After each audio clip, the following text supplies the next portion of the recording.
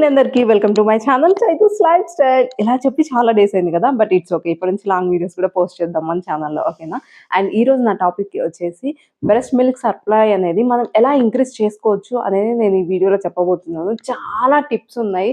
దానికి చాలా మంది సఫర్ అవుతుంటారు బ్రెస్ట్ మిల్క్ రాక. ఇట్స్ ఓకే అండి, ఫార్ములా మిల్క్ కూడా ఓకే. నా బేబీస్ ఇద్దరిని కంపేర్ చేస్తే నా పాపకి ఫార్ములా మిల్క్ నేను ఇచ్చింది, నా బాబుకి వచ్చేసి బ్రెస్ట్ మిల్క్ ఉన్నాయి కాబట్టి వాడికి మాత్రమే నేను నా పాలనేవి ఇవ్వగలిగాను. సో దేనికి ఫీల్ అవ్వద్దండి ఫస్ట్ ఆఫ్ ఆల్, ఓకేనా? ఫార్ములా అయినా బ్రెస్ట్ మిల్క్ అయినా పెద్ద డిఫరెన్స్ ఏమీ ఉండదు. బట్ మనకు బేబీకి అటాచ్మెంట్ అనేది బ్రెస్ట్ మిల్క్లో ఎక్కువ ఉంటుంది. So coming to the topic without any further delay, last jump to the video. So ఇంకా టాపిక్లోకి వచ్చేస్తే నేను మర్చిపోతాను చెప్పేసి ముందే అన్ని టిప్స్ అన్ని రాసేసుకున్నాను అనమాట. ఫస్ట్ వన్, మనము బ్రెస్ట్ మిల్క్ అనేది ఇంక్రీజ్ చేసుకోవాలి అండి. ఫస్ట్ మనకు స్ట్రాంగ్ మైండ్లో ఫిక్స్ అవ్వాలి, నా బేబీకి ఫార్ములా మిల్క్ అసలు ఇవ్వద్దు, బ్రెస్ట్ మిల్క్ మాత్రమే ఇవ్వాలి అని చెప్పి. అండ్ ఇంకొకటి, బేబీకి మనకి అటాచ్మెంట్ ఎంత బాగుంటే మిల్క్ అనేది అంత బాగా సప్లై అవుతుంది. బేబీ ఎంత బాగా ల్యాచ్ చేస్తే, అంటే సప్లై అండ్ డిమాండ్ అంటారు కదా, సో డిమాండ్ ఎంత ఉంటే సప్లైకి అంత ఎక్కువ సప్లై చేస్తుంది అనమాట. సో అందుకని బేబీ ఎక్కువ టైం స్లాచ్ చేసేలాగా ట్రై చేయండి. అండ్ లేదు మీ దగ్గర electrical or manual breast pumps ఉంటే వాటి ద్వారా పంప్ చేయడానికి ట్రై చేయండి. అండ్ స్మాల్ నోట్, వీడియో స్టార్టింగ్లోనే చెప్తున్నాను ఏంటి అంటే, మీ దగ్గర బ్రెస్ట్ మిల్క్ అనేవి ఎక్కువ అవుతే చాలామంది బేబీస్ బ్రెస్ట్ మిల్క్ లేని వాళ్ళు ఉంటారు. సో వాళ్ళకి మీరు ఎలక్ట్రికల్ ఆర్ మాన్యువల్ పంప్ ద్వారా మీరు మిల్క్ అనేవి ఎక్స్ట్రాక్ట్ చేసి క్లీన్గా హైజీనిక్గా వాటిని మీరు డొనేట్ చేయొచ్చు అనమాట. మిల్క్ అనేవి ఎక్కువ ఉంటే డొనేట్ చేయడానికి ట్రై చేయండి. మన వల్ల వేరే వాళ్ళకు సహాయం జరుగుతుంది అంటే హ్యాపీగా ఫీల్ అవుతాం కదా, అందులోనూ పసిపిల్లలకి సహాయం జరుగుతుందంటే మనం ఇంకా హ్యాపీగా ఫీల్ అవుతాం కదా. బ్రెస్ట్ మిల్క్ ఇంక్రీజ్ అవ్వాలంటే ఫస్ట్ ఆఫ్ ఆల్ మనము నైట్ రొటీన్ నుంచే స్టార్ట్ చేయాలన్నమాట. నైట్ వచ్చేసి మనము 1 స్పూన్ ఆఫ్ మెంతులు 1 గ్లాస్ ఆఫ్ వాటర్లో సోక్ చేసేయాలి. అవి మార్నింగ్ లేచి మనం ఫ్రెష్ అప్ అయ్యి బ్రష్ చేసిన తర్వాత ఆ వాటర్ తాగేయచ్చు. మీకు ఇన్ కేస్ చేదు అంత ఇష్టము అంటే మీరు ఆ మెంతులు కూడా తినేయచ్చు అనమాట.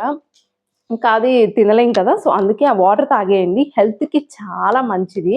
అండ్ మీకు బ్రెస్ట్ మిల్క్ కూడా ఇంక్రీజ్ అవుతుంది. After every meal, breakfast, lunch, dinner, మీరు సోంపు ఉంటుంది కదా, డైరెక్ట్ సోంపు తినేయడానికి ట్రై చేయండి. అండ్ వాము కూడా తినండి.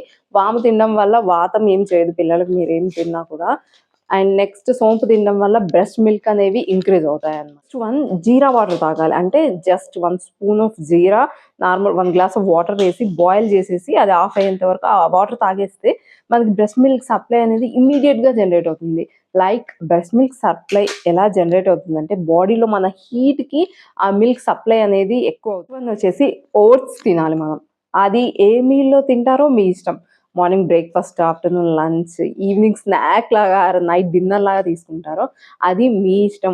ఓట్స్ తినడం వల్ల మిల్క్ సప్లై అనేది ఇంక్రీజ్ అవుతుంది. అది మనకు వెయిట్ లాస్కి యూజ్ అవుతుంది, ప్లస్ మనకు సప్లై అనేది కూడా ఇంక్రీజ్ అవుతుంది. సో తినడానికి ట్రై చేయండి.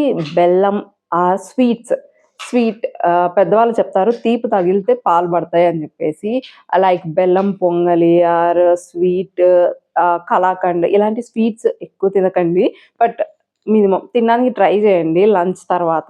సో దానివల్ల కూడా మిల్క్ సప్లై అనేది బాగుంటుందండి. అంటే నా పర్సనల్ ఎక్స్పీరియన్సెస్ ఇవన్నీ, నేను నా ఎక్స్పీరియన్స్తో నేను ఇవన్నీ రాసుకొని మీతో షేర్ చేసుకుంటున్నాను అనమాట. ఐ హోప్ కొంతమంది కన్నా యూజ్ అవుతుంది అని చెప్పేసి. మెయిన్ థింగ్ అండి, మనకి మిల్క్ అనేవి ప్రొడ్యూస్ అవ్వడానికి garlic powder morning idli or దోశలోకి, అండ్ నెక్స్ట్ ఆఫ్టర్నూన్ ఫస్ట్ ముద్దలో గార్లిక్ పౌడర్ వేసుకొని తినేయడమే, వెల్లుల్లి కారం. అండ్ నెక్స్ట్ నైట్ డిన్నర్లో చపాతీలో ఆ సంథింగ్ అలా.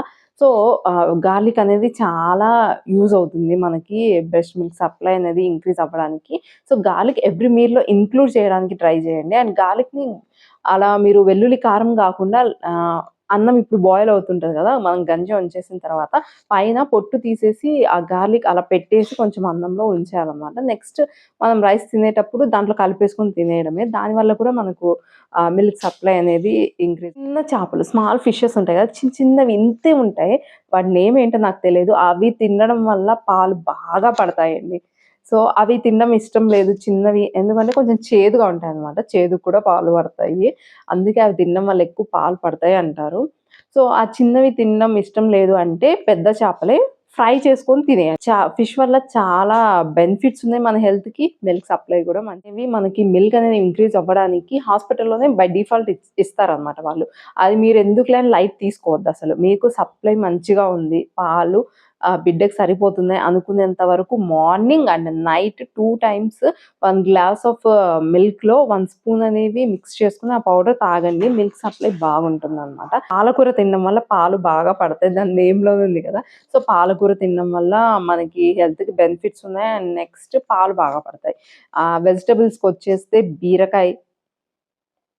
బీరకాయ తిన్నా కూడా మనకి పాలనేవి బాగా పడతాయి. అండ్ ఫైబర్ ఎక్కువుంటుంది కాబట్టి మన హెల్త్‌కి కూడా చాలా మంచిది. గార్లిక్ ఉంటుంది గదా! గార్లిక్ మనం డెలివరీ అయిన తర్వాత చెవులో కాటన్ పెట్టుకుంటాం గదా! ఆ కాటన్‌లో మిడిల్‌లో గార్లిక్ పీల్ చేసి ఒక గార్లిక్‌ని ఆఫ్ చేసి 2 చెవుల్లో కాటన్ మధ్యలో పెట్టుకుంటే దాని వల్ల కూడా మనకి మిల్క్ అనేది ఇంక్రీజ్ అవుతుంది. అపోహ మాత్రం అనుకోకండి. రియలే. ట్రై చేయండి. బ్రెడ్ అంటే బ్రౌన్ బ్రెడ్ కాదండి. మిల్క్ బ్రెడ్ ఉంటుంది గదా! సో, ఆ మిల్క్ బ్రెడ్ తినడం వల్ల గూడా మిల్క్ అనేవి ఇంక్రీజ్ అవుతాయి. లైక్ మీరు ఘీలో లైట్‌గా దాన్ని టోస్ట్ చేసుకొని మార్నింగ్, నైట్ మిల్క్ తాగమన్నాను కదా!